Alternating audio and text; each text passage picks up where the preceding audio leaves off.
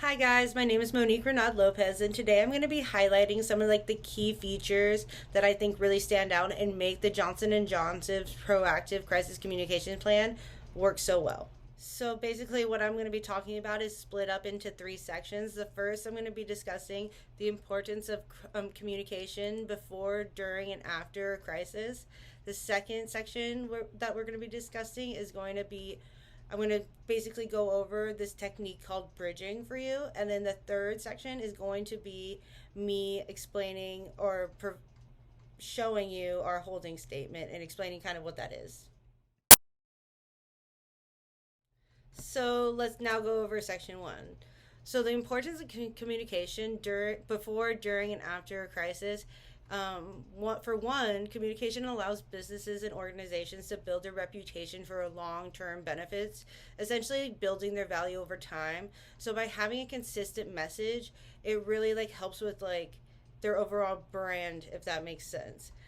Communicating frequently internally, so that allows for them to have a more cohesive message. So especially in the time of crisis, you want to make sure that everybody knows what to say or not to say, and making sure that your message is completely consistent throughout. Because if you have, let's say, a manager say one thing and then you have a spokesperson say another thing, it's going to mess with your credibility, and that's the absolute last thing you want to deal with on top of already dealing with a crisis.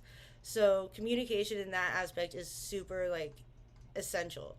And also communicating and updating stakeholders frequently, it often helps with an organization presenting a clear and cohesive message to as much as their audience as they could possibly gather. And it also makes the audience / public, I guess, kind of notice that you care and that you're at least acknowledging whatever is happening, and it kind of makes you more human at that point. I mean, when discussing the importance of communication, just think about, I don't know if you've ever seen Hell's Kitchen, but Hell's Kitchen, you have all the chefs, they need to be communicating to say how much time they have, when something's going to be ready, just to make a whole meal, or I guess dinner for a group of people, go out in unison and strategically. So that's what the importance of communication is before, during, and after a crisis. So once you have a clear and concise message, you want to then decide how you're going to get that message out, or who will be your voice.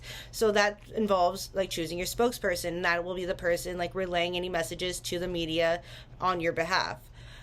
The most important thing when it comes to choosing a spokesperson is making sure that they align with your brand first and foremost, and second is that they're great communicators, both written and orally.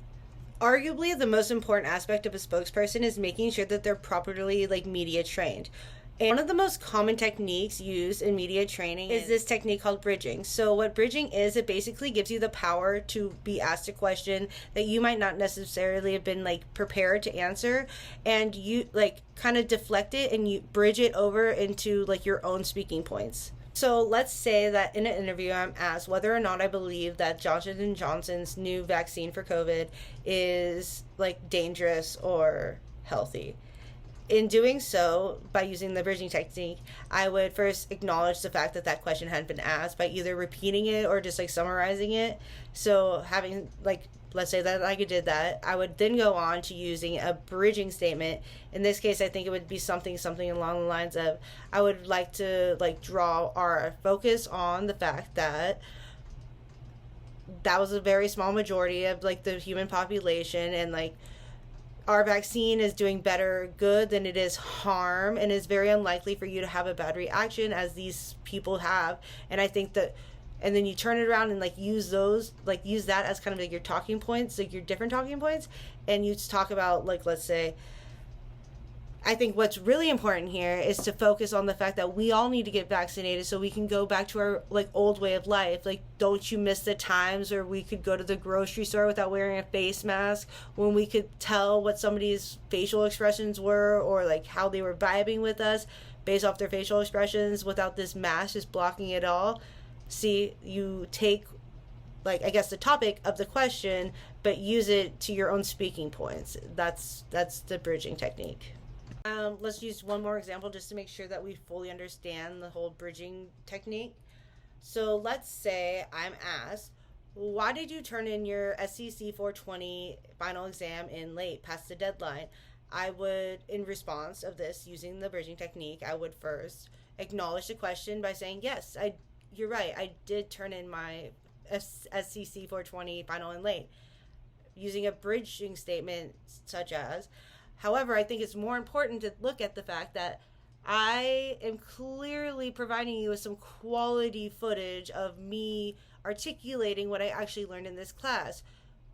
If I had done this before the deadline, which I know I should have, but if I had submitted it before the deadline, I wouldn't have been able to really like capture all my knowledge that I have gained from this class, as opposed to like what this video is now.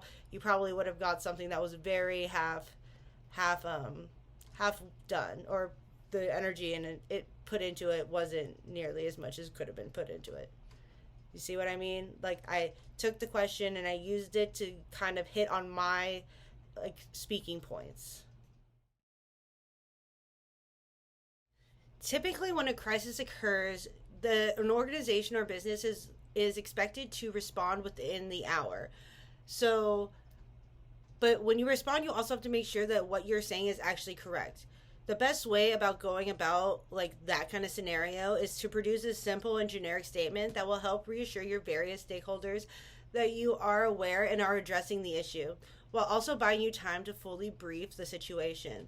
A holding statement needs to address what happened, when it happened, and include an update of the status of like what is going on and what we're doing differently to prevent that from happening again.